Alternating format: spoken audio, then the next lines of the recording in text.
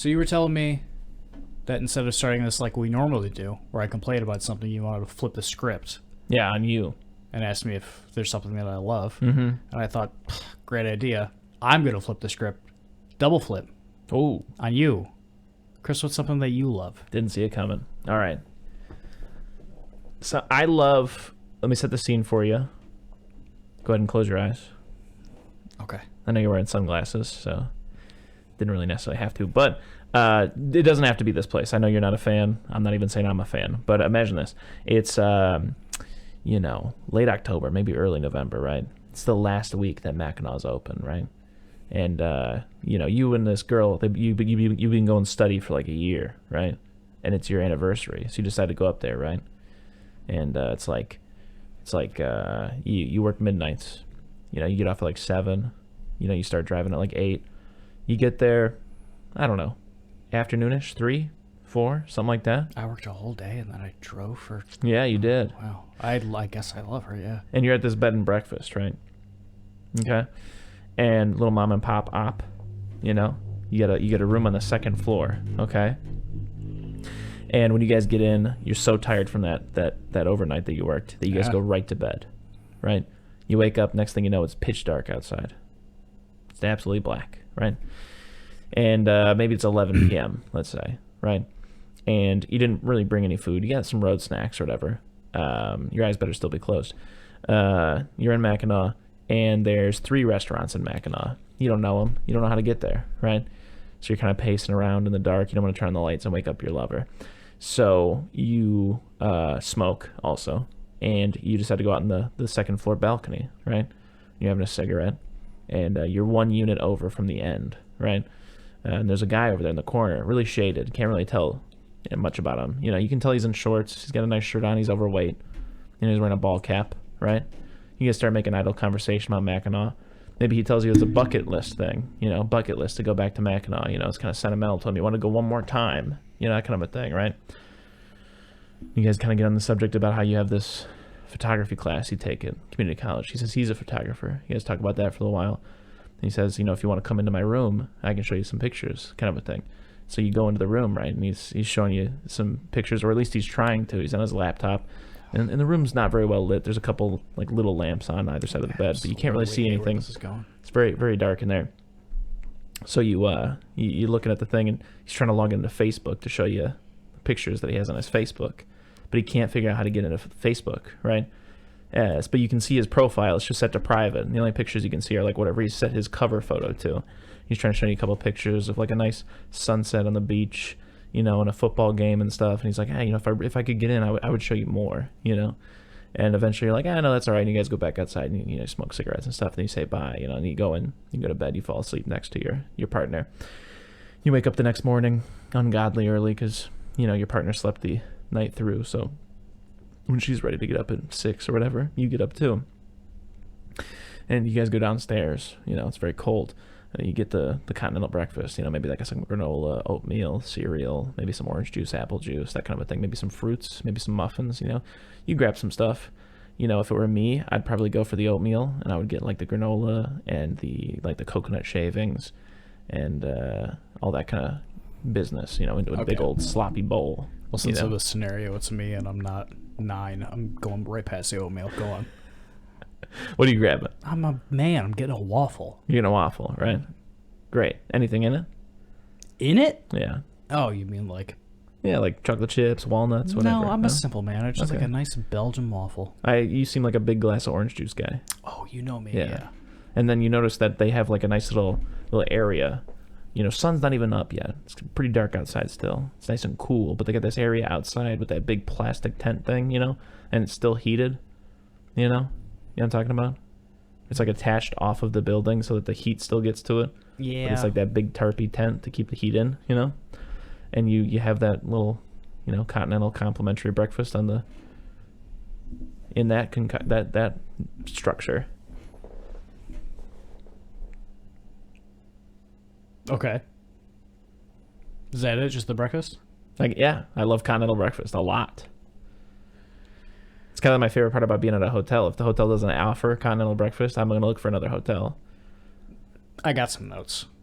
Sure, but one time I'll tell you that I drove to Las Vegas, right? And they had a complimentary like whatever, continental breakfast, yeah. But it was like good for like, yeah, you can grab a muffin, but then if you want like the full spread, it's $5. And I was like, are you shitting me? That sucks. Yeah. I got a few notes. Okay, go ahead. Okay, I'm working midnights. Yeah. I start driving at 8. I drive all the way through when I'm supposed to be sleeping. Yeah. Dangerous. Okay. If I'm with someone for a year, they know how to drive. Uh-huh. All right, that's got to be part of the stipulation. Uh-huh. And then I wake up at 11. That makes sense. I wake up in a panic and go, oh, I'm late for work. Whatever, I'm going to go smoke on the balcony. I see a man in a baseball hat. He wants to show me some pictures. Yeah. And so I go in his room. Do I jump the balcony? Or do I leave my room and then go into his room? No, it's like the doors go out to the balcony kind of a thing. Like it's a shared balcony for all the floors. Kind of like a hotel room, how you like the door and the door. Yeah, like that kind of a thing, yeah. Okay. Just go over into his room. It's right next door. But then you don't see him for the rest of the weekend. That's fishy, especially with all that talk about it being a bucket list thing. Okay, I'm sorry. I'm still hung up on this. Oh, okay, go on. So I see him on the balcony. It's a shared balcony. Yeah. Do I walk across the balcony into his room? Or Okay. do I go back through my hotel room, out the door, into his door? No. The doors are only on the outside there. That's the only way to get in. It's like on that shared balcony. Oh, okay. I get what you mean. Yeah. I'm picturing like a big like skyscraper type hotel. I know what you mean. No. It's only like 2 stories. I get what bed you and mean. breakfast. Yeah. Yeah, that's right. You said it was a B&B. The outside tent things, Yeah. hate them. Really? They're muggy. They're gross. Also, continental breakfasts end at what, like 6:45 in my experience. Chris, I work midnights. I'm not waking up for that stuff. But besides that, a few times I have had continental breakfast. Yeah, I love it. I love a good breakfast. Yeah. Yeah. I'm also, okay, well, it's 50-50. Not a huge breakfast foods guy. Most of my favorite breakfast foods are literally just like, could almost be considered desserts. Like waffles, muffins, stuff like that. Like, I don't really like Consider a waffle a dessert? a lot of the ways they get served, yeah. When they come with like all the sloppy, syrupy, strawberry, and covered in whipped cream and stuff. Syrup is, unless it's chocolate, syrup Yeah. is exclusively a breakfast thing, my man. No, I'm talking about like the strawberry syrup. Like it gets served in that gunky stuff. Pass all that. Yeah. Give me a waffle, put syrup, maybe some butter on it. Give me some eggs. Yeah. I love a good breakfast. All I'm saying is like with things like that and like French toast and stuff like that, or like there's a very fine line between that and basically being almost like a donut or something. Yeah, Basically which is just sugary bread. Which is technically a breakfast Yeah. food, I think. Yeah. But anyways, so yeah, those are the things I kind of like. I'm not huge on eggs. Sorry, go on. What's so funny? I thought you meant like those are the things I kind of like when like in like the sense of like these are things that I love. Like just breakfast foods. No, not Sugary huge on breads. bread. Like I've never really been a big like bacon guy. Like I said, eggs have never really done it for me. Sausage links, they're fine. But yeah, I'm not like even really huge on omelets or anything like that. Like I've never really got the whole like excitement over like let's have breakfast for dinner because like I don't know, it's just not, not really. I do. Sorry to go back to things that I hate. Okay. But when it comes to breakfast, yeah, I hate where it's like somebody wakes you up because they're like, hey, we made breakfast. Yeah. We're doing this nice thing for you. It's like, oh, that's very nice. But I wake up and I'm half asleep and I'm just shoveling down this breakfast. Like, God, I wish I was still asleep. Yeah, anytime someone's made me a breakfast, it's the kindest thing someone could do. So sweet. But also, yeah, exactly what you're talking about. I just woke up, so I'm literally eating this because you told me to eat it. yes. I was not ready for If breakfast. you could have planned this a little bit better and made this 2 hours after I woke up, this would have been perfect. Yeah. The best breakfast is when you wake up after a night of just fucking partying. Just getting flavor blasted with the homies, you know? And you wake up, you're all hungover in whoever's house. And you're like, blah, blah, blah. And you chit-chat for a while. What happened last night, this and that. And then you all make your way to a diner. Yeah. And there you go and get breakfast. Mm-hmm. And for some reason, a diner, just a shitty, awful, I would not want to go into that bathroom diner, makes just the best breakfast in the world. This is true. This is true. Can you give me something you love? I think I just did. I like a diner breakfast after a night of getting flavor blasted with the boys. Well, shit. I guess we're settled up. It's breakfast. The thing we both love is breakfast. Yeah. Very specific circumstantial breakfasts. I'm going to give it a solid A. Yeah, I'd give my breakfast an A as well. Yeah. What would you give lunch? Lunch? Yeah. All right, I'm gonna have to take some back steps. I think lunch is the best meal of the day. No kidding. I'm a gonna give dinner lunch. boy. Yeah, I get that. I want to eat big. But also I feel like lunch, you can eat whatever you want. Oh yeah, anything qualifies as lunch. Yeah, if you have a bowl of Golden Grams for dinner, Yeah. psychotic behavior. Yeah. You have a nice big pasta for breakfast. Exactly. Yeah. Just insane. Lunch, anything goes. Anything goes. Yeah. And you know what I love more than probably breakfast? Just a good sandwich. Yeah. Just a nice, go to a deli, go to a sandwich shop, just get a sandwich. Best thing on earth. Yeah, I mean, you got lettuce, you got a little bit of meat, you got some mustard, boom. Now listen, I'm a guy, you know me. I don't care too much about food, even though we've been talking about how much we love these foods. Yeah. If I could have all my food turned into like an astronaut drink, Yeah. where I just have to drink some slop that has no taste 3 times a day, that's my dream. Yeah. But the fact that I get to have a nice sandwich every once in a while makes it all worthwhile. Yeah, I'm going to say that's the cross to bear for me personally. So I'm just over taking care of this body. All of the responsibilities I have for it, you know? Like you're talking food. God, 3 times a day? Yeah. Minimum? Oh, God. Then, oh my God. I gotta wipe my ass? This thing's dirty again? Yeah. Oh my God. I have to clean my ears out. I have to clip my nails. I have to get haircuts regularly. I have to shave my face. There's so many different things that I gotta do to take care of this thing. These bones that protrude out of the bottom of my skull, I gotta get them ripped out. I have to rub them. I have to massage them with a special ointment 3 times a day. Oh, and then when the day's over, I gotta turn this thing off for a while. Sucks. Yeah, sleeping is a big... I don't want to eat. I don't want to sleep. I could take all the showers and all the hygiene all day long. If I didn't have to eat and I didn't have to sleep, that'd be the dream. And also, I'm just pissing. If I was a RoboCop, I didn't have to piss, eat, or sleep. Ugh. Yeah, but what does that feel like? Do you think you have feeling in the cold metallic casing that you're in, or... I'd give it up. That's not true. I wouldn't. Yeah. Because there are a lot of sensations that are nice. Wink. Yeah, hey, between you and me, anyone who's listening, stop listening right now. Chris? Huh? RoboCop? You think RoboCop penis? It probably, to procreate, is a transfer of data? But that's what sex is, so maybe... Yeah, do you think... No, RoboCop didn't... Because DNA is data. I feel like... Does RoboCop procreate? I don't think they'd put that in there. What a RoboCop... Well, okay, there's that one scene where he like hacks into the computer and that spike comes out of his fist and he shoves that in the computer. Yeah. You think that's good for him? You think he's like, oh, I need this information, but also like no, everyone who's watching me, y'all don't know, but yeah, I'm super into this. I'm kidding.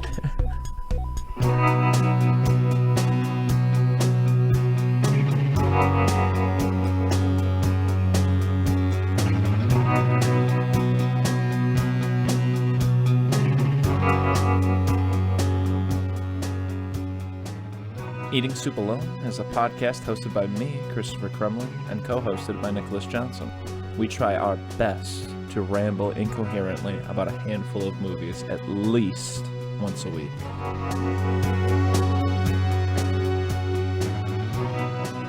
Anyway, we watched a bunch of movies again. Yeah, just a shitload of movies. Yeah, a whole 2. Do you want to start with... I'm going to say we start with Indiana Jones. Okay. It's the second movie we watched, but I feel like we're going to have less to say about it, Okay. Yeah. All right. Indiana Jones, The Temple of Doom. Number 2, we skipped number 1 because we both thought, hey, I've seen Raiders 1,000 times as an adult. Yeah. We'll talk about it one day. Raiders. Oh, I hope so. Wow. Great movie. What a wonderful film. Yeah. Just to I feel like this might help set up our Temple of Doom conversation pretty well. Every time I've seen Raiders as an adult, I'm like, wow. Because, like, a lot of it is just action scenes. Mm-hmm. And a lot of action scenes in movies, I'm like, okay, whatever. Yeah. It just, they either pass me by or they have cool moments where I'm like, oh, awesome. But I always come back to the fight with Indy and the guy in the plane. You know what I mean?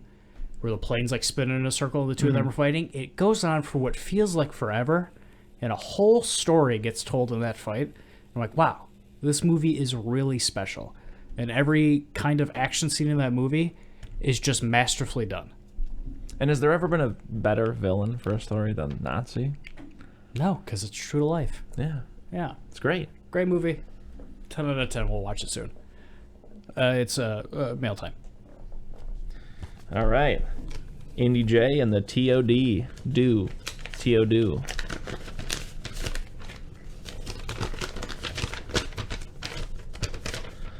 Indiana Jones and the Temple of Doom. Ain't it crazy that there's 4 whole Indiana Jones movies and only one of them is really, really good? Ain't it crazy that Steven Spielberg has directed, not a joke, 57 movies and only 4 of them are actually good? Makes you think. 4 out of 10. What's your history with the Temple of Doom? I saw it as a child when I watched all the Indiana Jones movies with my dad. Yeah. And I never saw it again. I really had no actual interest in Indiana Jones. Yeah. Till my 8th grade social studies teacher, shout out Mr. Steffler, played Indiana Jones for us like the day before Christmas break, and I was like, Yeah. oh, fuck. This movie's great. That belongs in a museum. Yeah. And Yeah. then, I'm sorry, I just have another fun Mr. Steffler story. It was great. And he was like, you like Indiana Jones? I'm like, yeah, this movie's awesome. He's like, oh, great. And I remember when we came back from Christmas break, it was like kind of like another blow-off day. And he was like, hey, over break. We'll run it back. He was like, hey, Nick, over break, I like went through some stuff with my family at my mom's house, and I found some stuff that I think you'd really enjoy. Give you a bullet. And he gave me just a whip. No, and he gave me a bunch of Mad magazines. Yeah. And like the one on the top was like the Indiana Jones one. And I just had a stack of Mad magazines for You know where the term whippersnapper comes from? No. It comes from like the 1700s when like the lazy unemployed men would just stand around cracking whips to pass the time. That's great. I love that. Yeah. You know why a whip makes that sound when you do it? Sound barrier, baby. Yeah, sound barrier, baby. Yeah. Sorry, I got another anecdote. I remember This one time I broke the sound barrier. So one time I ran so fast in track, and Mr. Steffler was watching. No, I was staying the night at a friend's house. We slept in his living room because his room was very small. And I woke up in the morning, and his dad was in the living room, like on his computer, like watching TV. And his dad saw that I was awake, and he was like, you want like a waffle or something? And I was like, oh, you know I love breakfast. Yeah, give me a waffle. And he made me a waffle, and we were watching some like weapons show that was just like on the History Channel or some shit. Forged or something like that. Yeah, and they were like doing a whole segment on whips. And they were like, after the commercial break, do you know why a whip makes a cracking sound when you do it? Yeah. We'll tell you after the break. And I went, oh, because it's so fast it breaks the sound barrier. And his dad goes, no, it's not. Yeah. And I went, yeah, it is. He goes, no, it's because it's hitting itself. And I went, no, it's so fast it hits the sound barrier. And he was a very crass father. And he went, no, you're dumb as shit. It just hits itself. And I went, oh, we'll see, Mr. My Friend's dad. And then I came back. I was like, it breaks the sound barrier. I went, yeah. And he went, I'm going back to bed. And then he went back to bed because he was so mad. That's very funny. You got any more Indiana? Oh, that's right. No, I don't. I played the Lego games. Oh, yeah, I did too, yeah. I don't have a lot of Indiana either. Dad loves them. Saw them as a kid. Didn't really take me as a kid. I've literally never been a big indie head. Yeah? Yeah, no. I like Raiders a lot. It's a great movie. I just don't think that Indy ever needed any sequels, which I guess is antithetical to the whole thing that I know it's supposed to like basically be like Steven Spielberg's love letter to like the serials that would play in the 30s before movies or whatever. And obviously that lends very well to having multiple installments and stuff. But I really don't think it needed anything else. I don't. Yeah, I have no memory of The Last Crusade. Yeah. That one could be good. We don't know. Yeah. But I think it might be considered a little bit better than the second one because I think overall most people are pretty like, that was okay about like Temple of Doom. There are some people it's got like cult status that obviously like love it and stuff. Yeah. But I mean the same could be said for Back to the Future too. I think there are some people who really like it and the majority of people are kind of like, nah, it's not as good as the first one. Yeah. I mean, yeah, but the thing about Back to the Future 2 is Back to the Future 2, they go to the future and it's like, okay, we're doing the last movie, but it's the future now. And then when they come back from there, and he's like running through the first movie and stuff like that, and he's got the almanac, and he's tricking Butch and stuff like Biff and stuff like that. Who's tricking Buffy the Vampire Slayer, which I also had a lot of conversations with Mr. Steffler about.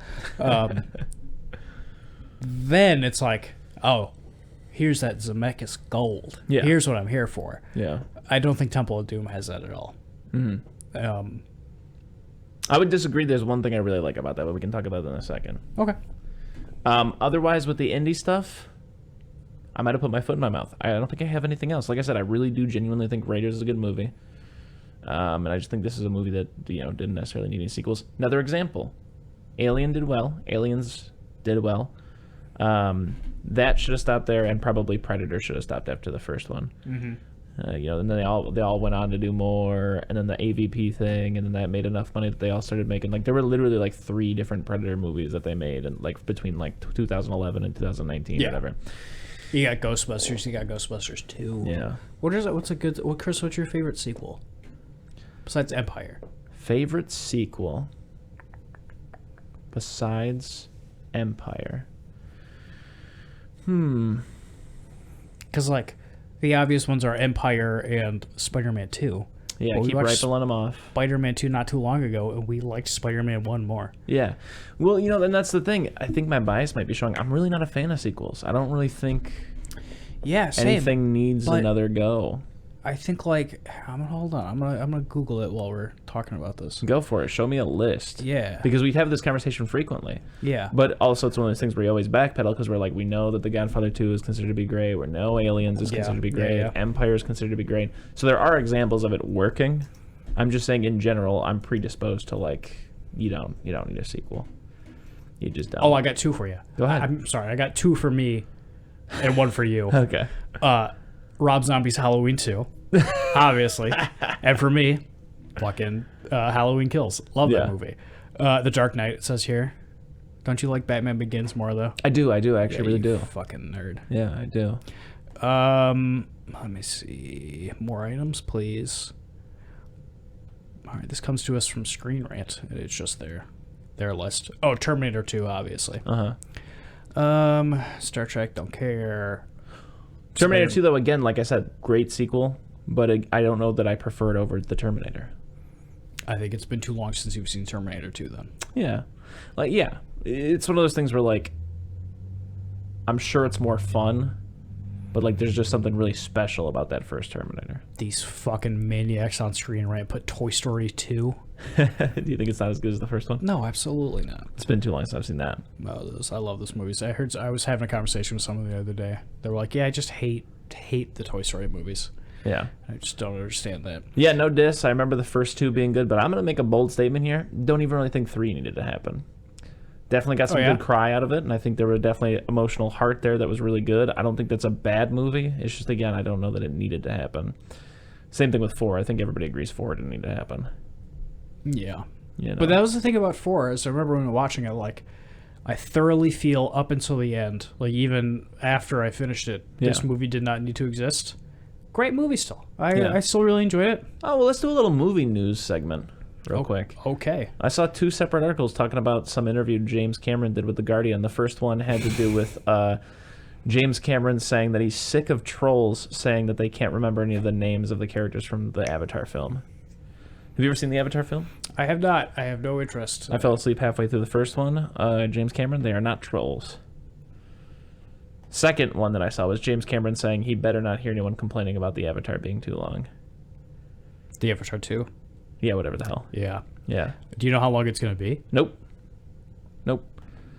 It's probably going to be shorter than it takes for this fucking computer to load this page. We've talked about it, though, before. We made our stance clear that, like, movies, and that's mainly a bit. There are plenty of very long movies we both enjoy. Yeah. If a movie's good, whatever. But also, I don't know. After both of those things bumped up together, it makes me think, James Cameron, you seem bitter. Yeah. You seem very bitter. I'm on this Rotten Tomatoes page that's the best sequels of all time. And all right. Give me some. There's 100 of them. Just give me some that stand out as like the good ones. These are just, I think they're just listing sequels. Yeah. Number 99, Halloween 2018. 98, Wes Craven's New Nightmare. 97, Back to the Future 3. 96, Star Trek 3. 95, Batman Returns. 94, The Conjuring 2. Like, they're just listing sequels. 93, Episode 3 of Star Wars.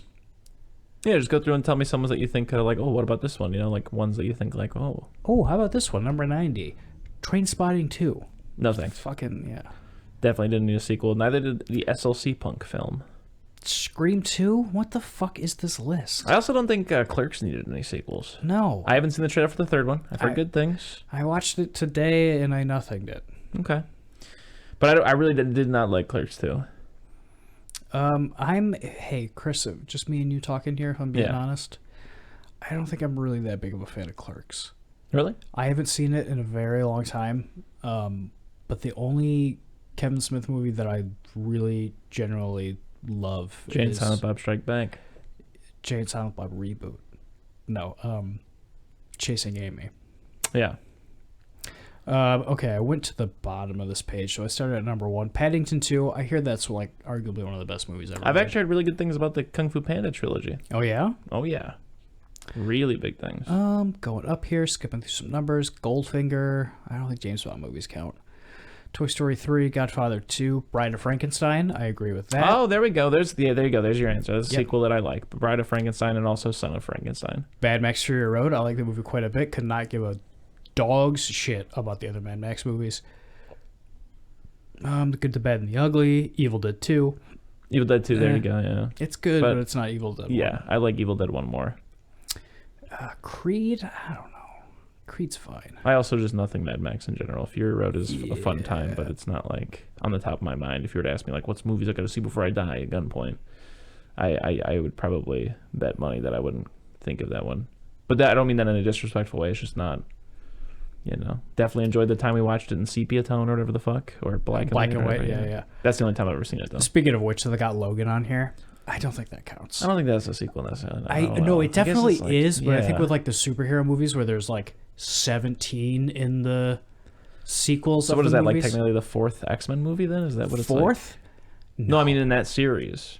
Yeah, no, I don't think so. No, I think there's X-Men 2, 3. Yeah, and then the Days of Future Past things exist in the same class. one? They're all the same. Okay. First Class, Days of Future Past, Age of Apocalypse or something, or The Wolverine. That counts too. Okay. Yeah, Age of Apocalypse or whatever, and then the Dark Phoenix. So that's 9, I guess. X-Men movies I can think of off the top of my head. Yikes. Yeah, that sucks. Logan's great though. We should watch Logan soon. And then I don't feel like running through the rest of these. Dawn of the Dead. I'm gonna run through the rest of these. Yeah, I didn't like Dawn of the Dead as much as I like Night of the Living Dead by any stretch of the imagination. Yeah, it's neat. The concept is neat, but it almost has like a similar problem in my opinion to like something like the Temple of Doom or other sequels, where like it just feels like a snapshot of like if the zombie apocalypse was happening, this is just like a little window into like these people trying to survive, which is literally what it is. And I probably sound like a fucking idiot just saying that, but like it just has such, I don't know, like low stakes for me. Like I didn't care at all. It just seemed like a very influential and like a groundbreaking and like trend setting in the sense that like the whole time I kept thinking about things like The Walking Dead. Like it is so that like just 5 people and you're just immediately like right in, like these people got to get in this mall and barricade it, right? And I also like the twist. Like there are things I like about it, but as a whole, like I just, like the twist is that like a biker gang comes along and fucks it up for them or whatever. And, that it ends up being a movie about how like, again, it's super influential because it's like what every zombie movie has done kind of since is that like your biggest enemy in the zombie apocalypse is not the zombie, but your fellow man. And it's got that cool line with the whole like when hell overflows, so the dead will walk the earth or whatever. But yeah, I don't know. I was very underwhelmed by that one. Yeah, I get that. That's how I feel about Blade Runner 2049, which is also on this list. I haven't seen it yet. I like Blade Runner a lot though. I liked Blade Runner 2049 a lot, I think. Yeah, but it's like pushing 3 hours. Okay, so there's too much in there for me to like hang on to any of it, Yeah. And it has the same thing that Blade Runner has that we're always talking about is it's boring. Yeah. And I always say that's what makes a bad movie, but I think it works in Blade Runner's favor. Mm-hmm. But for 3 hours, no, it doesn't. And then I guess the last one I'm going to read on here is, I think, something we agree on,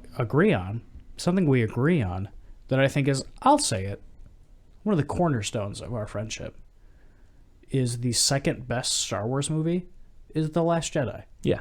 Yeah, and it's on this list. If you disagree with us, you're a big, how do I say this? You're a big poopy pants baby who doesn't understand Star Wars. So yeah, anyways, to clarify, because I know we just sounded like we just hate a bunch of stuff. It does. I do not argue that sequels are never good. I just say I personally, nothing sequels. Like when someone says like, oh, they're making another this, I'm like, okay. And then I'll wait till someone says like, you really should watch that one. I'm like, okay, I'll watch it. And then, sometimes it's really good. Aliens, Godfather 2, whatever, Halloween Kills. But yeah, I don't know. I just like that. That's not enough to get me excited about a movie. I guess. I get that, yeah. It's like absolutely. Just because they're making another one, I'm like, okay. And listen, I know we've been talking a lot about things that aren't Indiana Jones and the Temple of Doom, but if I'm being honest with you, Chris, I was pretty checked out for most of this movie. Yeah, I can't tell you a lot about it. Okay, I'll carry that weight, boy. Okay. What I can remember about it is the dinner scene, which is horrifically racist. Mm-hmm. All these Indian people eat weird stuff because, Christy, get it? They're foreign. Yeah. And foreign people eat weird stuff. They do. A la a snake filled with smaller snakes. Mm-hmm. Eyeball soup and monkey brains. Yeah. Yeah. They shot this goddamn movie in India, I'm pretty sure. Yeah. Like, how do you... There's not even any rice there. Yeah. I think... I know this might on the table. I mean, they eat rice there. Oh yeah, no, there's for sure rice in India. There's I think it's the Raiders. Where does Raiders take place in? Where 40s. No, but like geographically. Oh, I think it's just I can't remember very specifically, but it's Middle East. Wherever they were, everybody got sick. Like everyone on their production team got sick. Oh, I don't know where they actually shot. Yeah, that's. But I'm pretty sure the movie's intended to be like Middle East. I think they shot wherever it's intended to be. Okay. And everybody got sick because it's one of those things where it's like, hey, if you travel, don't drink the water because your body's not used to it. Yeah. And everybody got sick, like even to the point where there's that great scene that gets aped in every other action movie ever, where that guy with the swords comes out and he's doing all the flashy tricks, and he just pulls out his gun and shoots him and then walks away. Apparently, like the rumor, the fable of that is that there was like a whole action scene planned out, but Harrison Ford was very sick that day, so he just did that, and everyone's like, "Oh, that was great, that was hilarious. Yeah, we'll keep that." And everybody except for Steven Spielberg got sick. Because before they flew over, Steven Spielberg was like, oh no, I'm bringing a couple months supply of SpaghettiOs, and that's all I'm going to eat. I may be wrong, but they do a lot of traveling in this one. They're in Nepal, then they go to Cairo. Anyways. That's something I'll give Indiana Jones. I think it's the first set of movies to do it, but I love it every time they do it. The shots where whenever they travel, and it's the map, the little plane going with the red dots behind it. Classic. Yeah. Beat it. So the Temple of Doom, I will say overall, my expectation was this. I've heard good things, a la it's like kind of cult status for the people who are like, no, it's pretty good. It was considered to be too dark at the time. I read a little bit that it was part of the reason why the PG-13 rating came about, stuff like that. So my expectations were a little bit high. I will say it starts out, I love the beginning where Indy's just doing whatever he does, and he's selling, an artifact to a couple of gentlemen in like a Japanese nightclub, and they double cross him, and then they double cross him by poisoning him, and they're like, ha ha ha ha ha, we have the antidote, and then sort of all hell breaks loose. Like Indy has a friend there, he's a waiter, and he shoots one of the guys, but then I also love this, the champagne bottles go off, and one of the gentlemen that double crossed Indy is able to shoot Indy's friend, And then sort of like a mad dash kind of thing happens where like balloons fall and Indy's trying to get his hands on the anecdote. He doesn't even care about the original double crossing of not getting the diamond that he was intending to exchange for the artifact that he stole. And also the singer in the band is involved for some reason, and she's trying to get the diamond because she's like cartoonishly a gold digger in this film. Like unbelievable, cranked up to 11, like Spinal Tap levels of like, you know, like to jump forward a bit, they're in the main like bad guys underground cave headquarters, and he's talking about like, yes, like they're eavesdropping on him, be like, yes, the stones, child labor, and like ruling the entire world, and these stones are full of diamonds. And she goes, diamonds, like it's like out of control that in that moment of like him talking about like doom and gloom and like child, she would go diamonds, and like it's just, I guess that was supposed to be funny, but like it was, to me it was more like, God, ugh. Yeah, more than once in this movie, something happens and she goes, oh, I broke a nail. Yeah, but like another example is like the Maharaja is like 12. And she's like, is he taking a wife yet? She doesn't know it yet. But then after that, after she finds out he's only 12, she's still like, oh, I'm going to be his wife. You know? Yeah. But anyways. I feel like, for sure. Yeah. Listen, I'm not a historian. Yeah. But I'm going to say this movie came out, and then collectively women were like, hey, we got to start doing it. The feminist movement has to start happening. All right. So anyways, this, then like there's a whole point where a guy comes out with a Tommy gun, and Indy has to like cut down a big old gong thing, and that's awesome. With the he punches a lady. You literally see like the bullet holes dents start to appear in the gong. He does punch a woman, which is the first major offense Indy commits. I know it's accidental because he's all like poison or whatever, but this is objectively a film where Indiana Jones punches both a woman and slaps a child. Does he not? I feel like he punches the child.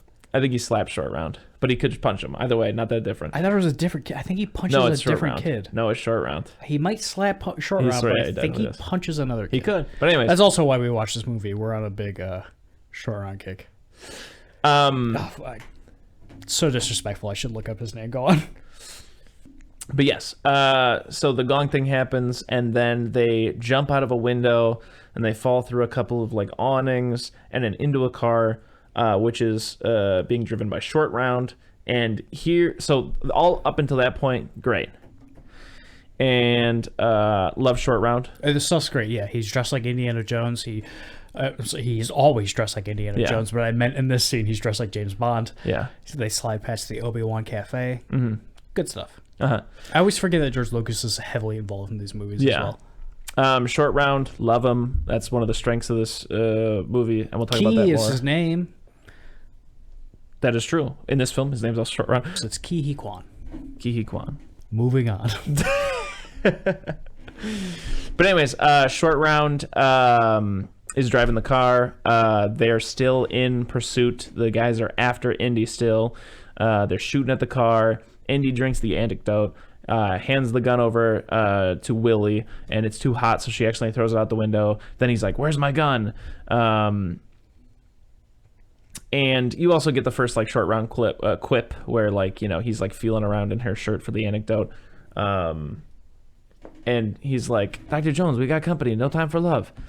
But anyways, they end up getting to the airport, which is their scheduled like but anyways, it's their scheduled like departure point, and Lau pulls up and he's like, so long, Lau, and then he closes the door, and it's actually like his name's on the fucking plane or whatever. Also, that part's good. I just love I'd love to give flowers to Harrison Ford real quick. Yeah, just so good. So long, Lau. Yeah. Just his like, your impression that you just did right there is better than mine, but there's just something about his voice. And, I know. It belongs in a museum. That's so good. Yeah. And every time I see a picture of him, like, sometimes you see pictures of celebrities just like in their day-to-day life back in like the 70s or the 80s. Yeah. They're just wearing like sweaters or whatever. Every time I see one of Harrison Ford, I'm just like, just the best looking man to ever exist. Ugh. So anyways, they get onto the airplane. Got his job in Star Wars because he was known around Hollywood because he was a carpenter. True. Who would make you hot tubs that you could stash your dope inside of. But Lau gives a little signal to the pilots, and the pilots signal back, and then you get like a slight reprieve, but barely. They talk on the airplane a little bit. Like she's like, Willie's like, you can't take your eyes off me, and he takes his hat off and covers his eyes with his hat or whatever. But then, basically the pilots are parachuting out, and then Indy, Willie wakes up Indy, and she's like, you know how to fly a plane? He's like, no, do you? And then he realizes that the fuel is out or whatever, so they decide to blow up at an inflatable mattress. How hard or whatever. could it be? Yeah, and they jump out of the airplane on the inflatable mattress, and they slide all the way down the hill or whatever into India. And I don't know how long that is. All of that was objectively cool, but I was We're crashing. But I was pretty tired by this point. I was like, damn, when's it gonna let up a little bit? Movie doesn't really. Yeah, I was trying to draw like thumbnails for our YouTube channel and stuff like that, and I kept looking up, and I was like, still going, huh? The intro is exhausting. Mm-hmm. And I mean that both ways, in a good sense and a bad sense. That goes on for a long time. Yeah, because it feels like all that restaurant stuff happens. Yeah. And they get into the plane, and then he puts the hat over his eyes, and it's like, okay, cool, scene over. Yeah. And then they wake up, and the pilots are gone. It's like, oh no, I guess technically, yeah, it's this scene still. Yeah. Yeah. So that goes on a little too long. Then they're floating down the river in India, and a gentleman shows up and takes Indy and co to their village. And this is a scene that some people also take umbrage with, because it, in their opinion, portrays India as just an impoverished, beggar-filled land. But anyways, they speak with the leader of this community, and they basically like, we need to go to Delhi. I've got a class to teach. And he's like, no. You're going to go over to here because our stone was stolen, and there's like an ancient cult that's coming back, and they rip people's hearts out and keep child slaves, and they stole the children from our village kind of a thing. And so Indy's like, you know what? I'm on it. I know about this stone because I'm a professor, and I'm going to get the stone back for the greater good, right? You also get a scene where like one of the kids like escapes and comes to the village, and Indy holds him, or whatever. But anyways, they go to the Maharaja like temple or whatever. And that's where you get the dinner scene and stuff like that. They meet the Maharaja, all that kind of stuff. Monkey brains, etc. Then also, apologies. We're recording this on July 6th. And for our international listeners, fireworks happen for like the next 2 months. So there's going to be fireworks in the back of this episode. We're very sorry. They then retire for the evening after having a pretty tense conversation. Indy kind of presses the Maharaja's like right-hand man about how like, hey, do you know anything about some missing stones? And he takes kind of offense to that. As we mentioned before, Willie is in gold digger mode, wants to marry the 12-year-old boy. I think what I did blaze past perhaps is on the way to Delhi. We get all that stuff with them riding the elephants and whatnot. And, Willie's trying to like put perfume on the elephant because it's stinky, etc. My favorite scene in this whole movie is ruined by Willie, in my opinion. Yeah? Yeah, because they try to do this bit over top of it where she's a girl, so the forest is spooky. So she just screams her head off for like 5 minutes straight. And, cause she's like, I'm a girl. And it's, in my opinion, a little too over the top. But the whole time underneath that, Indy and Short Round are having a great little bonding time where they're playing cards. Yeah. Yeah, and Short Round's like, you're cheating, you got 5 cards. And he's like, Short Round, what's this? And he pulls an ace out of Short Round's sleeve, and he's like, you're big, I'm little, you're cheating, not gonna cheat, that kind of stuff. Very cute. But like I said, I don't care for like Willie being like the comedic relief in the sense that she's like, I'm a prissy girl, like, yeah, as you were saying earlier, like, women's rights thing or whatever. Yeah. It's just like tacky, low-hanging fruit kind of a thing to have the girl be like, oh, I gotta put perfume on this elephant. Like, yeah, do you want to know a fun fact I was reading while we were watching this movie? Huh. This movie came out in 1985, I believe. Okay. 1985, this actress, can't remember her name, I'll call her Willie, is in this movie. That year, Steven Spielberg gets married. 5 years later, gets divorced from that woman. And 1 year later, marries Willie. So, you thinking there was some overlap? I think there was exclusively overlap, yeah. Anyways, like I said, we're back at the temple, and everybody's retiring for the night. Willie wants to bang, but she's doing that, like... that's my biggest problem. She's just loud the whole time. I get That's it. That's her whole character. She's like... Because I get it, they're like trying to do that whole like pre-Madonna thing with her, because she's like a singer who's used to a certain lifestyle. But again, like I said, I don't think it ended up working very well. I wish they would have just made her a little bit more of an agreeable character with different character flaws. But anyways, so her and Indy do the will they won't they thing. There's the nice... whatever, she wants to get porked and Indy wants to do the porking, but it's true. Indy then an assassination attempt is made upon his life, and he has to struggle past that while Willie's outside saying, I hope you enjoy missing the biggest, making the biggest mistake you ever made in your life, or whatever. You missed the best porking you're ever gonna pork in your whole porking life. Kills the guy, strangled to death, going, I want a pork. Then he comes into the room, he's looking for another assassin, but she's the whole time like, oh, Indy, come on, pork me in my pork meat sandwich. And I don't. And then I don't like that. Indy fondles a statue, finds a hidden compartment full of cockroaches, and then finds the secret spooky island underground cave where... take this pork stone statue. Yeah. Sandwich. The Kali Ma man is doing his whole thing and rips a heart out and yada, yada, yada. That shit was pretty heavy. That should all look great, too. Yeah. Indy steals the stones after everybody leaves, but he hears all the children getting whipped and he wants to free the children. They get caught. They feed Indy some juice or whatever. By this point, you were fully checked out. And I was about 50% checked out. And they talk to like some children prisoners about how the juice works before that a little bit. Fun facts, when Indy's getting whipped, yeah, I think this is where we are in the movie. Yeah. You can find a deleted scene where when the whippersnappers come in to whip them, instead of the whippers, it is some actress whose name I can't remember, and Carrie Fisher come in and start whipping him. And he's like, oh no, and then the assistant director comes in and he's like, what the fuck, get the fuck out of here, we're working, this is a job, you guys can't be doing this shit. Yeah, that's very funny. So anyways, now Indy's a mindless zombie and they're lowering Willie into molten hot lava, and Short Round's trying to wake up Indy. Short Round gets smacked, he burns Indy to wake Indy up.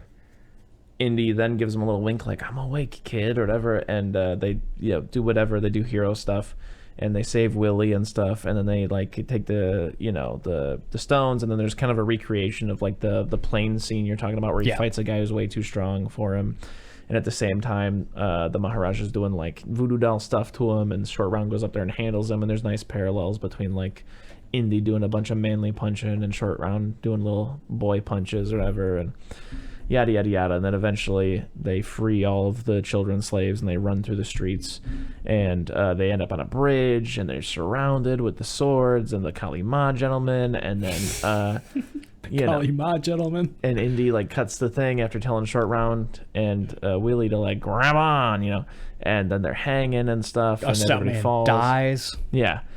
And then they get away and everything's all good. They give the stones back, right? Yeah. Roll credits. That's the movie. Yeah. Overall, I would just say, not as good as Raiders for me. Mm-hmm. Definitely. There, like I said, there are things I like. I like that opening. I like Indy and Short Round's relationship a lot. Oh yeah, it's the best part of this movie. Yeah, I wish that that would have gone on longer. I mean, that would have been perhaps even. If you had to do an Indiana Jones 4, like, where the fuck did... You mean 5?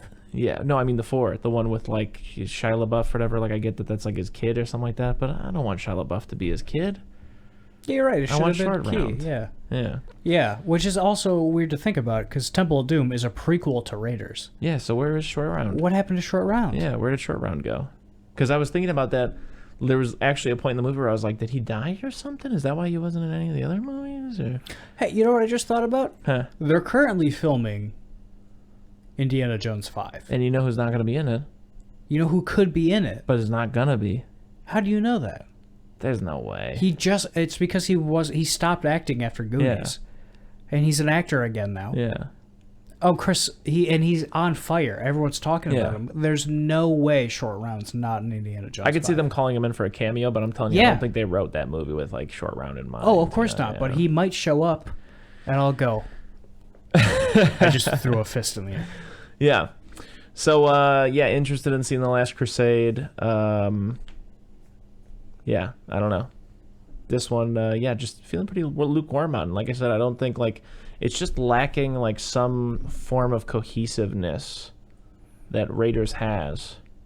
You know what I mean? It just seems so strung along. Like I remember reading an excerpt of a review at the time of someone like glowingly being like, "This is literally the 15-part serials of the 30s and 40s with that Hollywood polish. Like this is the pinnacle of what that could be." And I agree, but 15-part serials smashed together doesn't equal good movie. Yeah, and it doesn't, like, that's how I would describe Raiders. Yeah, I know, that's the thing. Also, it's the weird, better. like, like the rock and a hard place that I'm stuck in is, like, in my opinion, this is an example of it not, like, just lacking something to make me kind of care, I guess. Like, nothing Raiders works. Fun or exciting about this movie, in my opinion, from the stuff I retained. Yeah. Well, I told you the two things that I thought were fun, which was the card game and the opening. Yeah, and that's all I pretty much got out of it as well. Yeah. Like, my sentiment on this movie is exactly what you said when it was over. It finished, and I was like, oh, God, I don't remember a lot of what I just watched. Mm-hmm. And you went, that was boring. Like, I keep coming back to, aside from him fighting the guy in front of the plane in Raiders, like, there's that scene where he's, like, crawling around the Jeep, like, while there's that chase going on. And, like, just, like, reading, like, behind-the-scenes stuff where, like, those Jeeps are driving, and, like, I think at a point, like, Indy's, like, hanging off the front of it and, like, maybe climbs under the bottom and then up around the back, you know what I'm saying?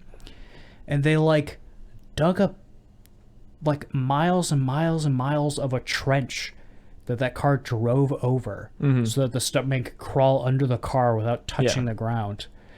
And just, like, I can't think of anything that cool that would have happened in this movie. Yeah. Honestly, I feel like after watching this and the Goonies, a couple of things have been shattered for me. One of them is, like, perhaps we're wrong about the 80s, and we're not, though. Okay, all right. Because listen, we still have Ghostbusters, we still have Back to the Future, we still have Raiders, you know? We still have other movies that we've talked about that I can't think of right now. Yeah. Yeah. We've got Terminator. We've got Aliens. I'm going to come out and say it. I don't know if I'm that big of a Spielberg fan. Yeah, that was my favorite part of the letter that we wrote. That we read. Yeah. I can't.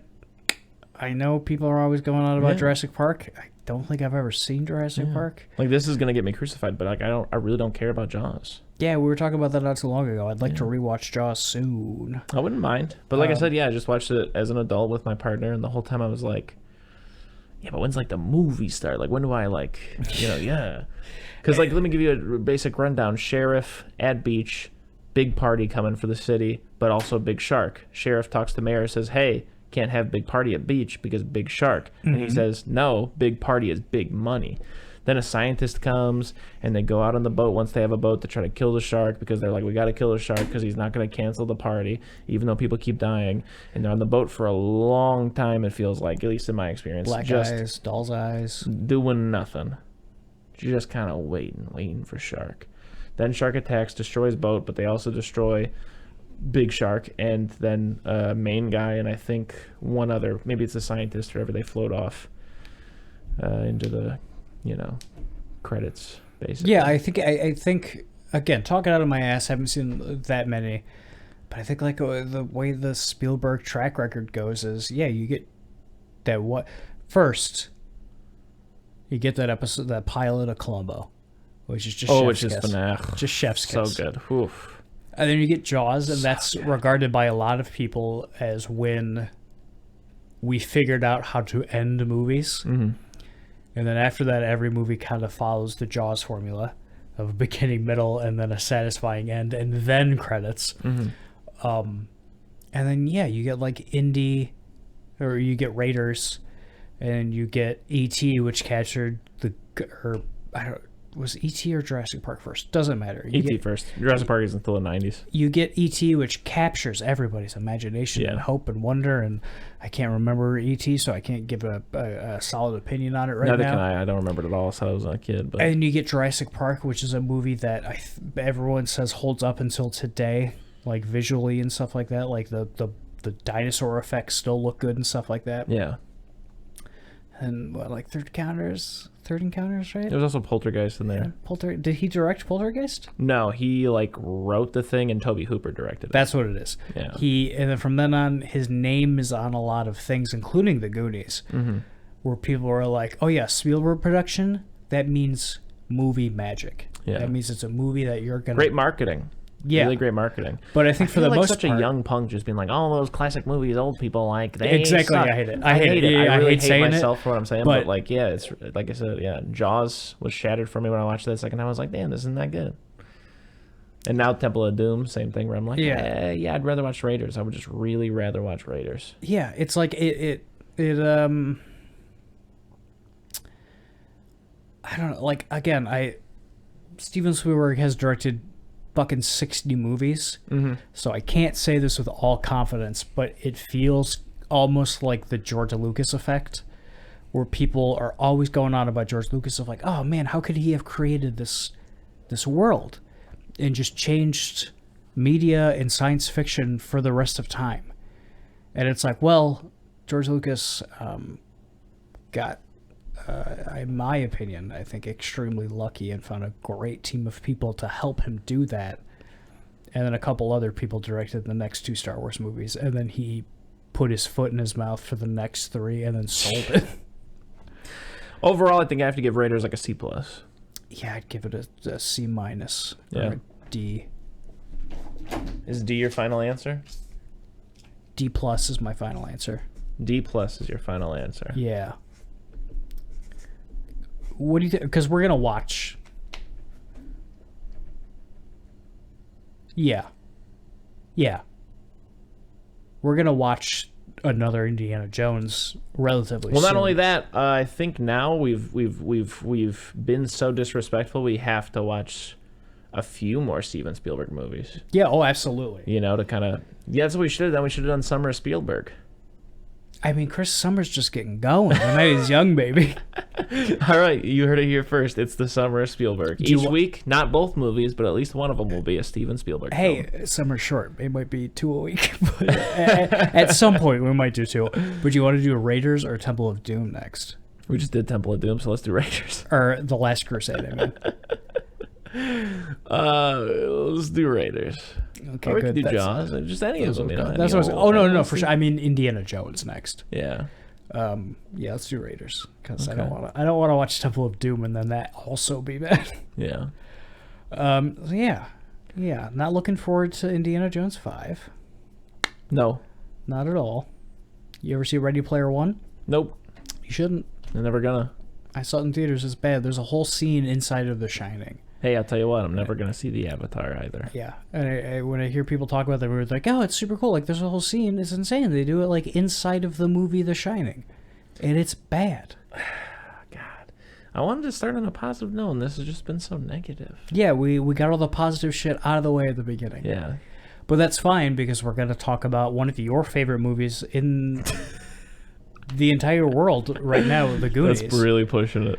Steven Spielberg presents a film by Richard Donner, the director of Superman, which we should also watch soon. What's your history with The Goonies? Also starring Ke Huy Quan, The Goonies. My history with The Goonies is my entire life I've heard people go, boy, The Goonies. Yeah. And I watched it when I was a child, and I thought, oh, that girl in that movie is cute.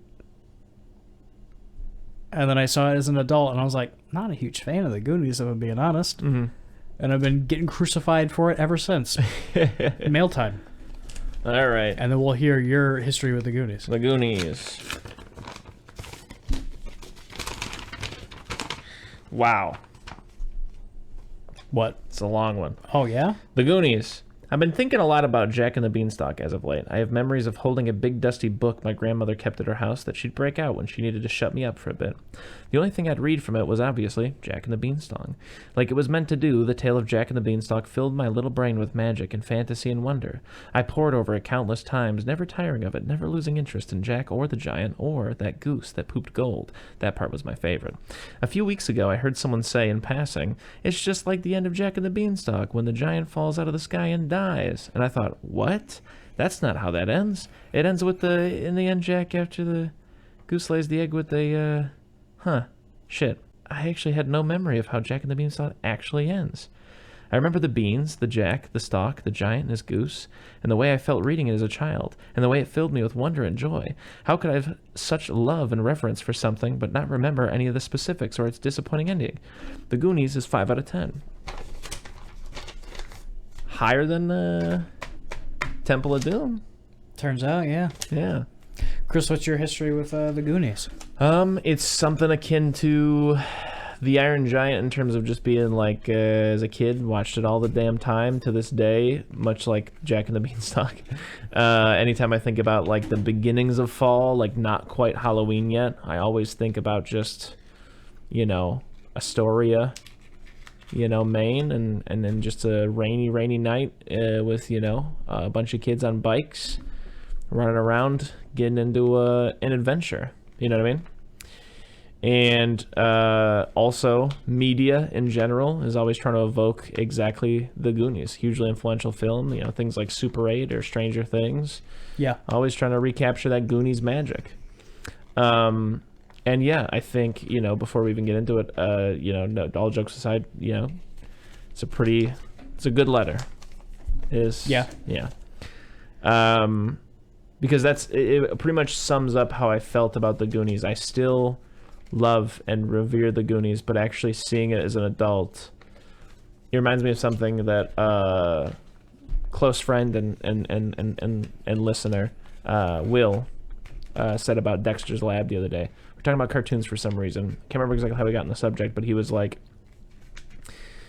I would rather Dexter's Lab or whatever, like that was just an example. I would rather Dexter's Lab exist in my head the way that it is rather than tainted by seeing it as an adult, kind of a thing. Like, I'm sure I'll have a much better time just enjoying what I think Dexter's was. Dexter was. I get that, yeah. Yeah, and so that's like the best way for me to put the Goonies is like, I still am filled with wonder and joy and stuff by the things I remember about the Goonies, but actually sitting through it, there is there's definitely like, just something that's not there for me now. And I think it's primarily that the film is not as sound as other films are. And if I'm being honest, I'm sorry to hear you say this, because for our entire friendship, I've been like, hey, the Goonies blows ass. And you're like, what? No. Yeah. And then we watched it the other night, and you're like, yeah. Yeah. But yeah, no, I feel every time I hear someone talk about the Goonies, it's the same way I feel about Space Jam. Yeah. I watched Space Jam all the time as a kid. Never saw it. And I have so much love for it. Yeah. And even when I watch it now. Yeah. But when I watch it now, I'm like, this is a bad movie. Yeah, and there's nothing wrong with that. I mean, that's the other thing. Like, I feel like people get so hung up when you're like, oh, I didn't like that, or oh, that was bad, or whatever. Like, forget that I didn't like it thing, or oh, that was bad. Things can be bad, and I like them. I like bad things. Yeah. I love bad things. Chris was I love Halloween too. Rob Zombie's Halloween too. But I just feel like if I were to relay the plot, which I will in a second, to you of the Goonies, the whole time I'd be like filled with wonder. I'd be like, yeah, like, there's the town has been bought by a couple of very wealthy white men who are going to level the whole thing and turn it into a golf course. And all of these kids experience something that's very near and dear to at least what I feel like in my heart, the thing I can relate to the most is like they have to leave. They have to leave the place they knew. All of their friends are going to split up, all that kind of stuff. My entire childhood, I only went to the same school like consecutively, like maybe 3 times. Yeah. Yeah, like maybe in grade school there was a couple of years back to back where I went to the same school. In middle school there were a couple of years where I went back to back 6th and 7th, and then I moved. And then high school, I went to a high school, and then I spent the last 3 years in another high school, kind of a thing. So constantly my life was uprooted. Like I never got acclimated to like a social circle and like what long-term friendship looks like, you know, and stuff like that. And I was always, you know, I always felt like I was on the out, you know. Yeah. I would go to a place and they would have an established friend group who had been friends since like kindergarten and stuff. And, you know, their parents knew each other and they were allowed to go spend the night anywhere they wanted. And like my parents were always the ones that were like, gotta be home at 8 or whatever. And like, you know, then the divorce happened and it was always one of those things where like on the weekend it was, you know, like, you know, dad being like, hey, I mean, I don't ever get to see you, like, you know, come over. So I just kind of like was like, well, I guess, you know, no after school friends thing because one, mom's too strict, and two, you know, got to see dad on the weekends, you know. So I got off the rails there. No, I love that. I love that you told me that. I've never heard you put it in that context before, but that makes perfect sense. Yeah. That this movie is like Sean Astin going, hey, if we can find this pirate treasure, yeah, what happened to Chris cannot happen to me. Yeah. Yeah, and so they're hanging out. Their mom's trying to pack up the whatever. You know, here's something else I love. I love Josh Brolin and Sean Astin's relationship. Oh, it's so good. Yeah, it was the one thing I liked about this movie probably is he's not. They're rough. Yeah, and they're like, yeah, you were saying they're like feel like a legitimate real life older brother younger brother relationship. Yeah, it's not like in movies where like get the fuck out of here, you fucking weirdo. You know. Like, yeah, and he's like. My memory and like assumption of this movie is always that like Josh Brolin was like on the trail after them because he's gonna beat up his little brother because he's gonna get him in trouble. He's like, no, you're my little brother and I'm in charge of you, so I have to make sure that you're safe. Yeah, but he's still like picking on him. It's and very stuff like loving. that. It really, yeah, it's like, great. It's one of the most believable like brother relationships I've seen in a movie. Very true to life. Just that thing where for no particular reason you're mean to this person you're super close to. Yeah. And then in the same breath, you know, there's like even a scene where like the white men who are rich leave and like they just hold each other on the porch for a second. Yeah. So anyways, long story short, they fuck around in the attic after they break the statue, the dick off the statue. My mom's favorite piece. Good. That's a good bit. Also, I love, honestly, I'm not gonna lie, I'm a sucker for kids say the darndest things. Every time Chunk goes, oh shit, it's very funny to me. I'll listen. My biggest thing about this movie is most child actors suck. Yeah. And I hate them and listening to them talk. Really? And I think this movie is no exception. I don't like any of these kids. Interesting. Because I felt a little bit the opposite. Like I definitely felt like Sean Astin got the chance to do what he does and Corey Feldman got the chance to do what he does. I even feel like our boy, Key, did really good in both these movies, in both Short Round and this one. I still like. I feel like the way that he acts is very similar to like how he acts now. Like it's like the primordial soup that bred the great actor. It's just that voice too. Yeah, he's got such a like distinctive voice. It's great. But even like manner of speaking, like he speaks with such passion. But like every other kid in this movie, I think is just like, oh hey, geez, Mrs. Robinson. Yeah. Oh shit. Oh damn. Yeah. Oh, we gotta get out of here. Yeah. I just can't stand Chunk. Mm-hmm. And I just hate all these kids. Oh, I like Chunk. I think maybe Corey Feldman might be the most annoying one. But anyways, Sean Astin, I just like all the time when he's just like, I know it's annoying and it's exactly what you don't like, but I love that he's like frequently out of breath when he's passionately talking about something and he just keeps going like, and then. It's very nice. Fills me with a childhood wonder. But anyways, they basically go around upstairs and they fuck around with their dad's expensive stuff and they find a map and they decide like, hey, we're going to look for this treasure. Yeah, this is like my biggest... I was taking notes during this movie, and I think I took the most notes during this bit. Yeah. They go up to the attic.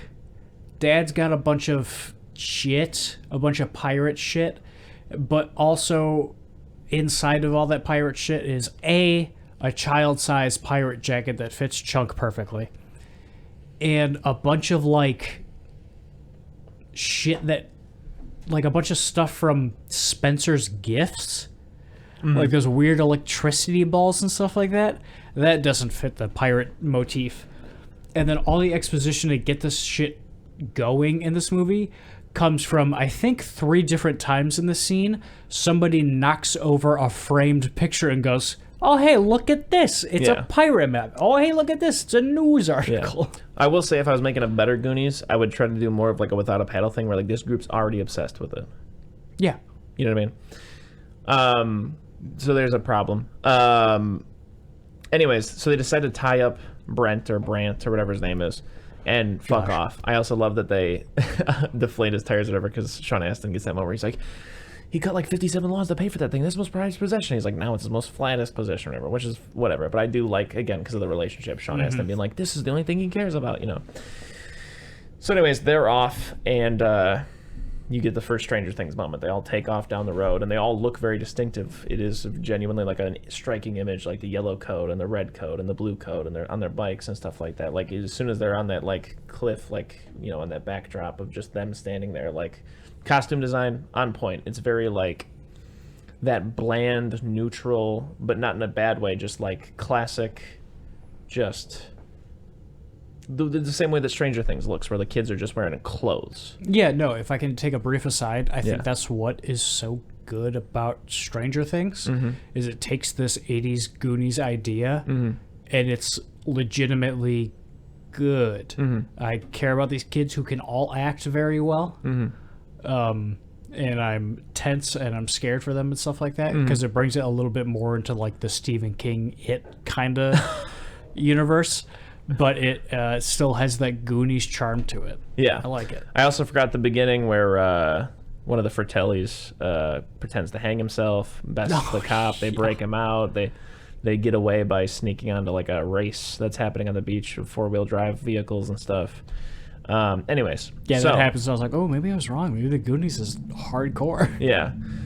Brant is freed from his little trap and starts to come after. He steals a little girl's bike or whatever the hell, bumps into some friends of, well, not even friends, like one of his rivals, kind of, who's with the girl that he wants to be with.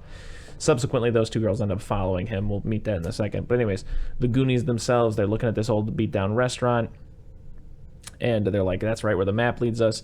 Yada, yada, yada. It's the Fratellis' hideout. You know, they go there. You boys like tongue, all that stuff. Do like that. I don't. For the specific reason that they get there and they go, yeah, this is a restaurant. You guys want something to drink? Also, I'm going to threaten to cut out your tongue. Okay, sit down. Here's some drinks. And I can't tell if they're, like, just trying to keep the boys there so they don't run off and tell people that they're there. If that's happening, like, no, like, that's definitely happening.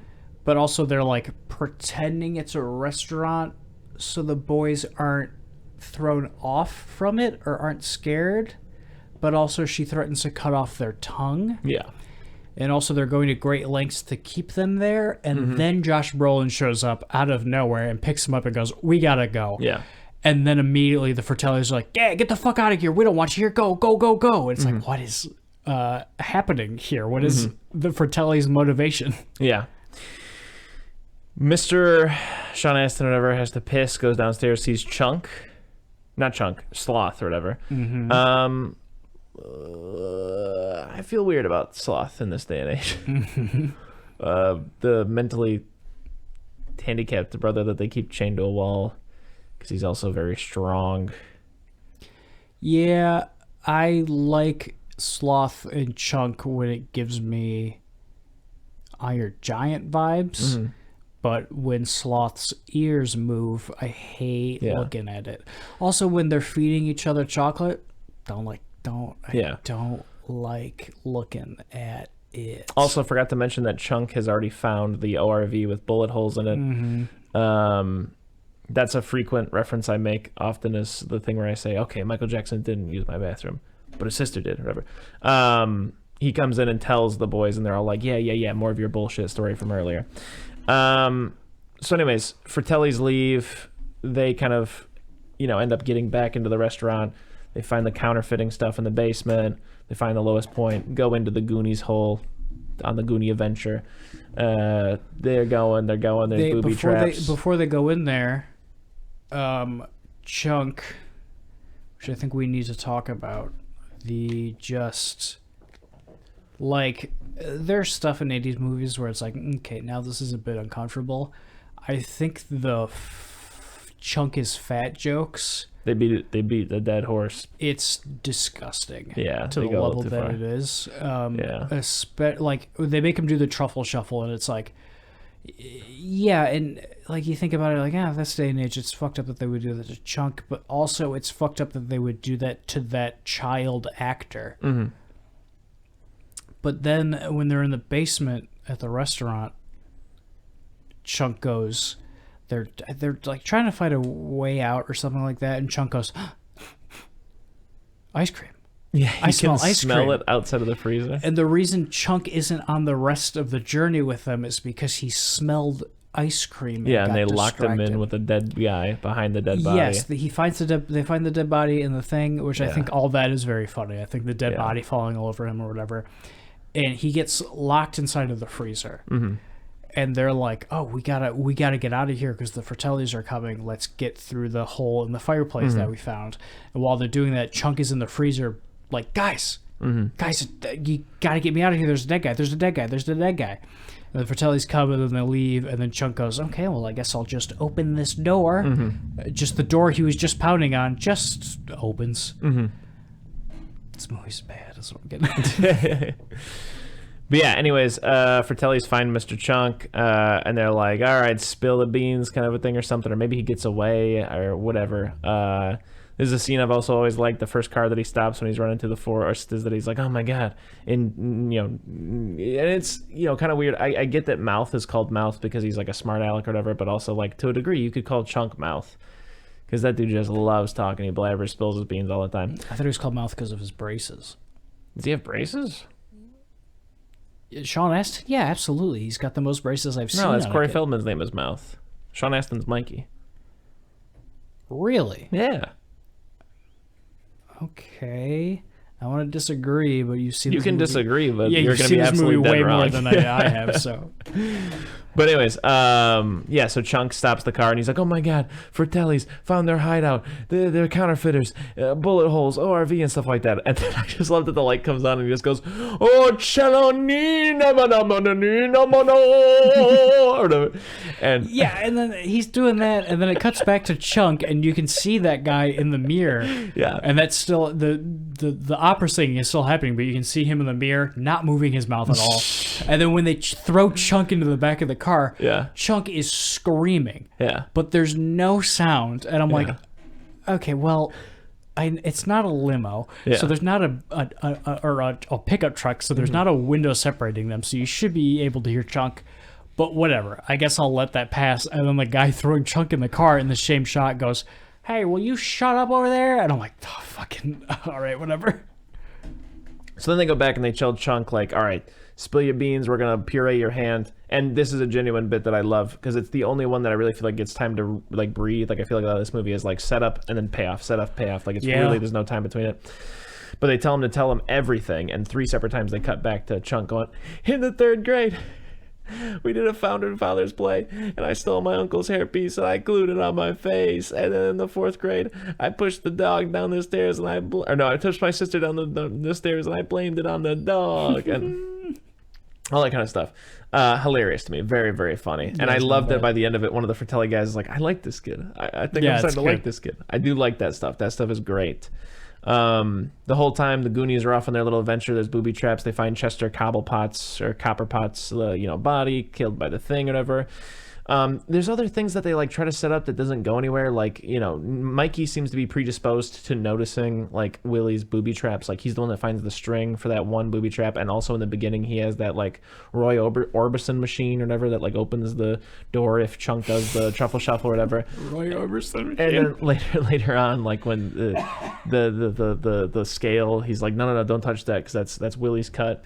Fast forward to the part that matters to me. They find the wishing well thing, and it's a little cheesy, but I also like it where the thing where like they start lining their pockets and then that girl is like, no, these are people's wishes, you can't steal those. And I know that sounds like very Nicholas Sparks, but I always thought about that and I like it. I also I don't know, Corey Feldman maybe doesn't do it perfectly, but then Corey Feldman gives him, well, I'm gonna keep this one because this is my wish and it didn't come true, and that's fine. I like that. It's like whatever. Yeah, I'm on the other side. If I was by a fountain and no one was around, and I was really strapped for cash, I'd be like, I'm taking just handfuls and handfuls of these wet pennies. And then like Troy is up top, who's the guy who was like looking up the one girl's skirt the whole time. Him and his friends are just it's a Friday night, baby. It's the last night in Astoria. Where are we gonna hang out? I just the well, boys, bitch, let's go to the old wishing well and just hang out and chat about chicks. Yeah, he's just like, whose guts I'd like to stuff? Fucking That one girl's, can't remember her name, and they flicks the coin down, and it's a good gag. I like when the coin comes back up. Anyways, they want her to come up, whatever. What? You know whose guts I'd like to stuff? And they start to like, start to go up one by one, and then Sean Astin's like, no, guys, come on. The next time you take a test, it'll be some other class. Next time you're looking up at the sky, it'll be over some other town. Up there, for our parents, it's their time. But down here, it's our time. Down here. And gotta be honest, if I was one of the Goonies in that scenario, I'd be like, Mikey, I don't know what the fuck you just said, but I am in. Exactly.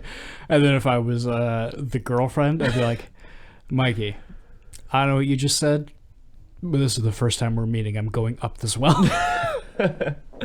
So anyways, they go on, they take a piss in caves, and they also like make out with kids who are too young, the girls do, and stuff, or whatever. Yeah, like it's an accident, it's played for a joke, but it's also just weird. Weird, yeah. And eventually they find the pirate ship, and it's full of the things, and there's the thing with the Mikey being like, that cuts for whatever. Also, Chunk and Sloth became friends this whole time over Baby Ruth's, and... Yeah, again, I can't state enough how they feed each other. Yeah.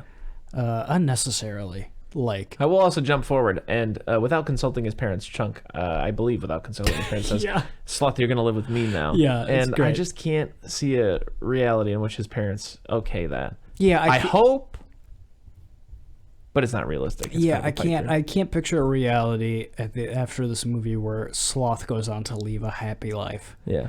Like, hey, let's bring it down again. I know we said we were trying to make this a happy episode. What realistically, where does Sloth go after the Goonies? Don't want to talk about it. I don't have an answer for you. I don't know. Do you have an answer? No. I think you have an answer. You just don't want to say it. He's institutionalized for sure. Yikes. They like It's getting cut.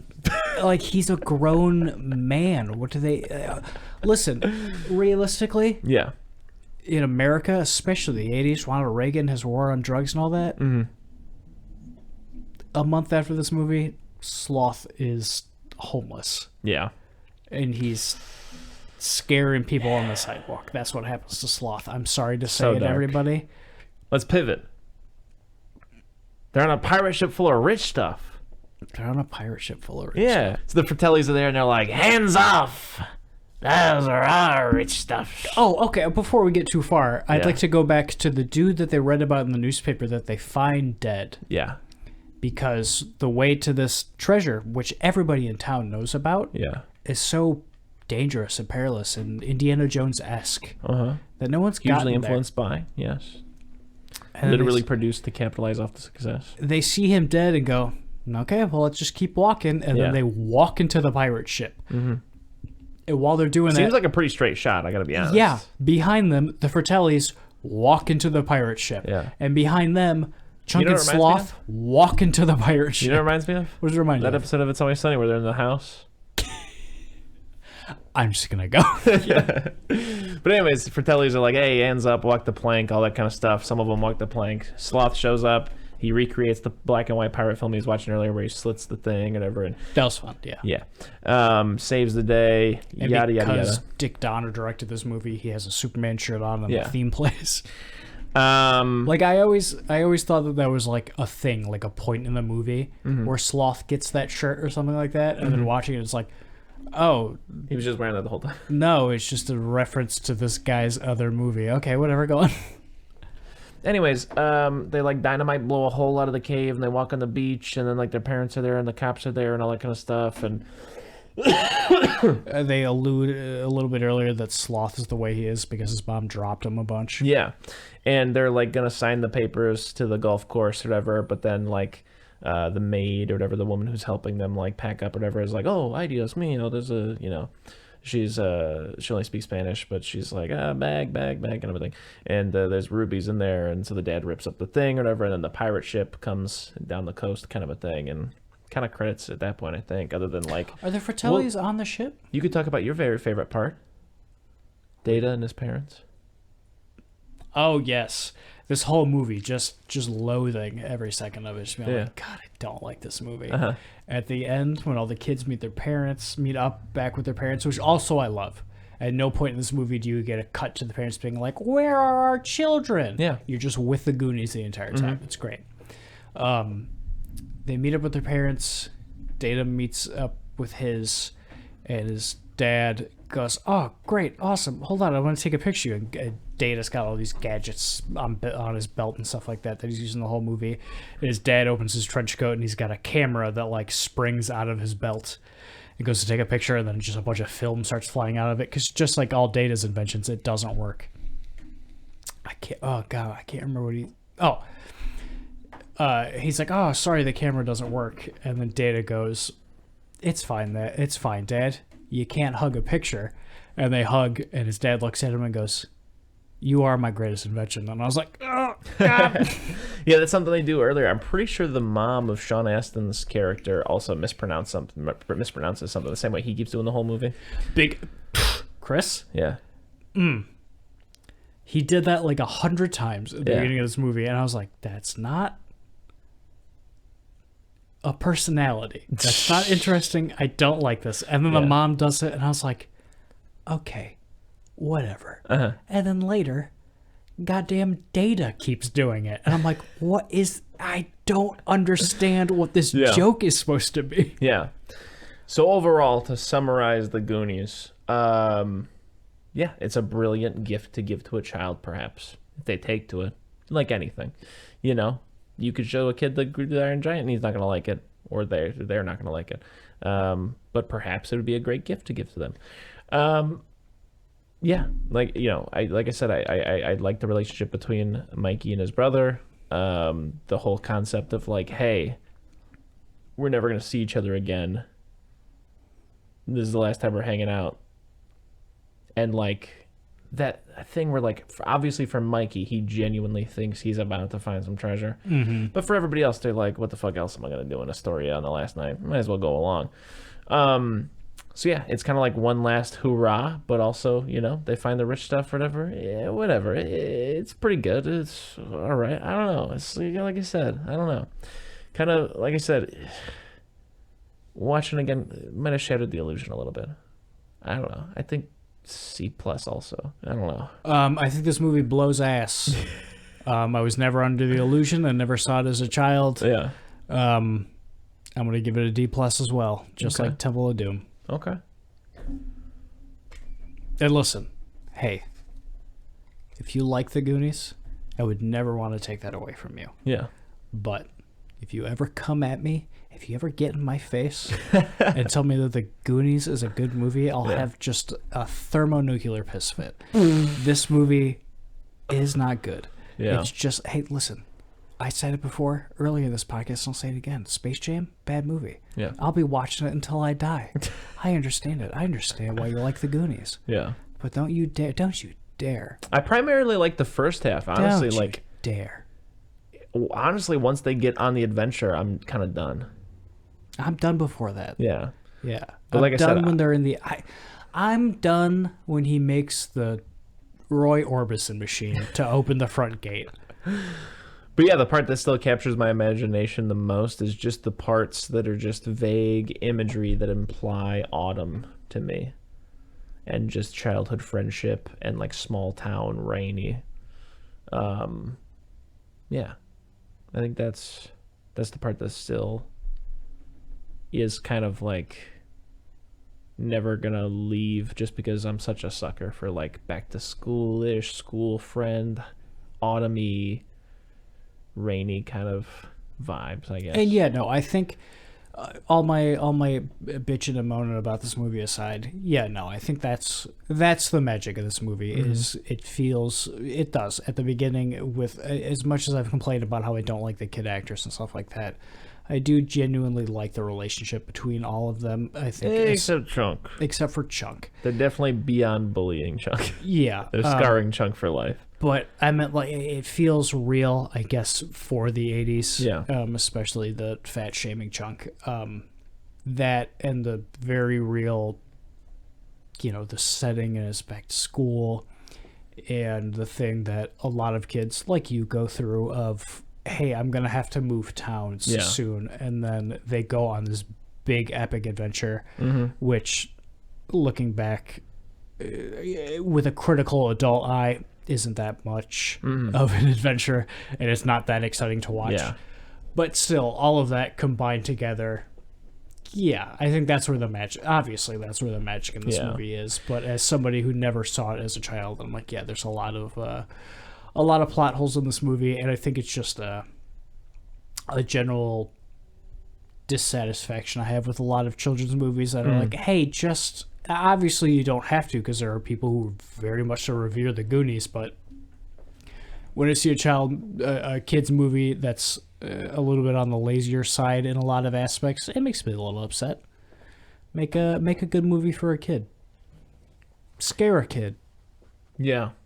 I can remember, like, to relate to Mikey's character for a minute, like, being so profoundly affected by the idea of moving to Virginia when I just finished the 5th grade, that I actually spiraled out about how one day, and it still affects me to this day, I've written songs about it, as you would know, because I wrote one while we were bandmates, that I sat down and tried to write all of the friends down that I never wanted to forget, like a letter for future me, like all of the friends I didn't want to forget, all of the movies that I loved that I didn't want to forget, all the TV shows that I liked, all of the, just anything I could list out that I liked that I felt like one day I'm definitely going to forget this, and I got to hang on to this because I'm not going to remember any of this. Yeah, I was thinking about it not too long ago.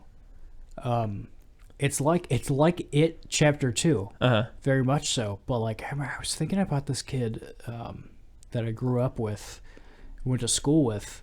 Like, I just had like a flash of a memory of him. How I haven't thought about him in probably like 20 years. Being like, man, I do not remember this kid. Yeah. I remember him being a very constant part of my life, but I just don't really remember him. Yeah. And it made me very sad. Yeah. Yeah. Also, this movie always makes me think of a couple of kids I knew when I went to, I think, Peck Elementary. Shadow Peck Elementary. I think it was Peck. I knew this kid named, maybe it was Woodland. It could have been Woodland Elementary. Okay, shout out Woodland. But it was this kid, Tommy Schmidt. He was kind of tall for his age, blonde hair. He loved Indiana Jones. Hated me. But, like, I kind of, like, globbed onto the friend group, so he was always, like, kind of picking on me. Didn't like me much. We were both, like, safeties, but, like, not safeties. We were, like, white belts. All we did was hold the door. Oh, you also had safeties? That's fun. Yeah. And I can remember one time I was doing this bit, which he did not like. He was definitely using it as a thing where he's like, if you do this, I'm going to tattle on you. Like, because I kept being like, man, it's the 6th of July on 2006, 666, nothing matters, the world's going to end. I'm going to walk off this job. Like, I was trying to do that kind of a bit. And he was like, I'm going to tell if you abandon your post like that, I'm going to tell. If you had to guess, what year was this? 2006. 2006? July 6th, 2006, 666. Oh, shit, that's right. Yeah. Hold on. Pause for dramatic effects. That was exactly 16 years ago today. Go on. But, yeah, and then there was a kid named Clint Haddix, and I remember he went as... Great name. Yeah, and he went as a lady for Halloween one year, and his mom was like a school age. She was always there and stuff like that. I can still remember the van she drove.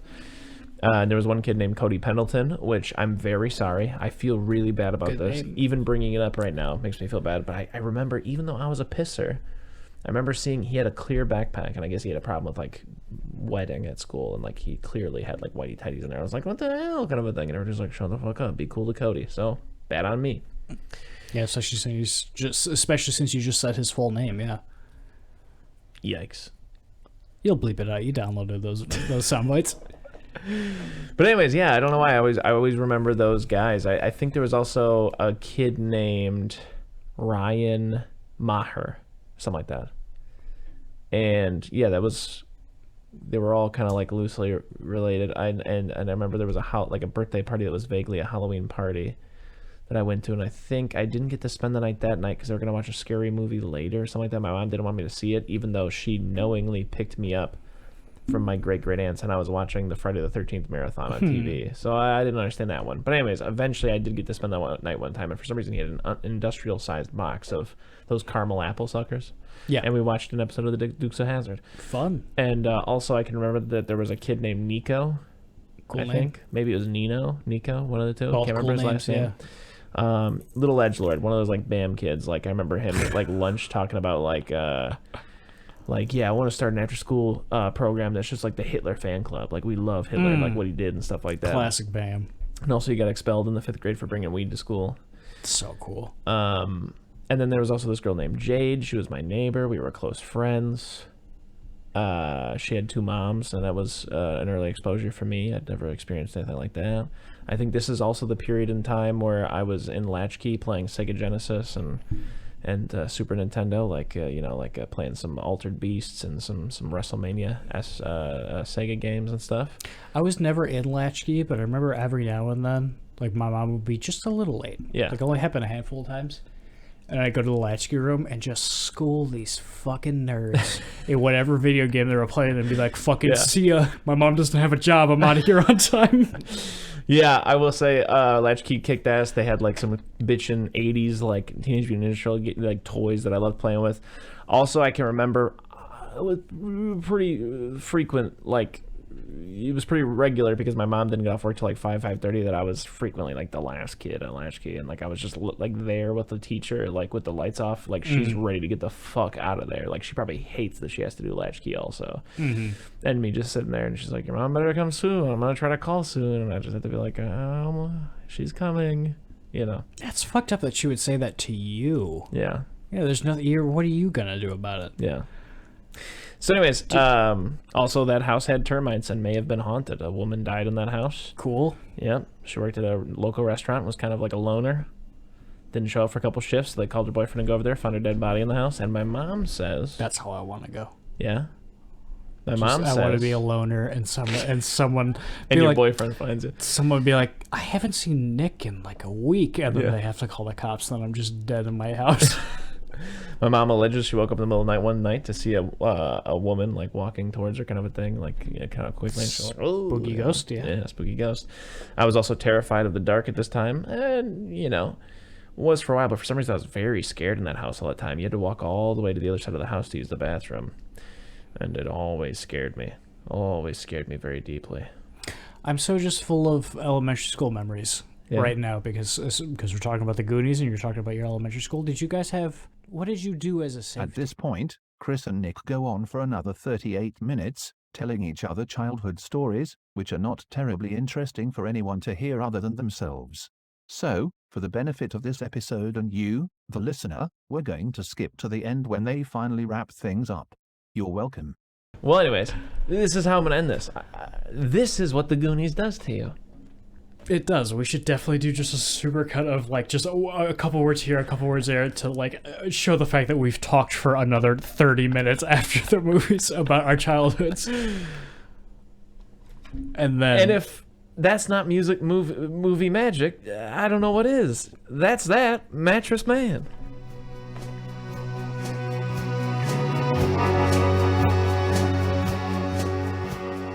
If you need more soup, follow us on Instagram, Facebook, and Twitter, or go to our website, eatingsoupalone.com. And until next time,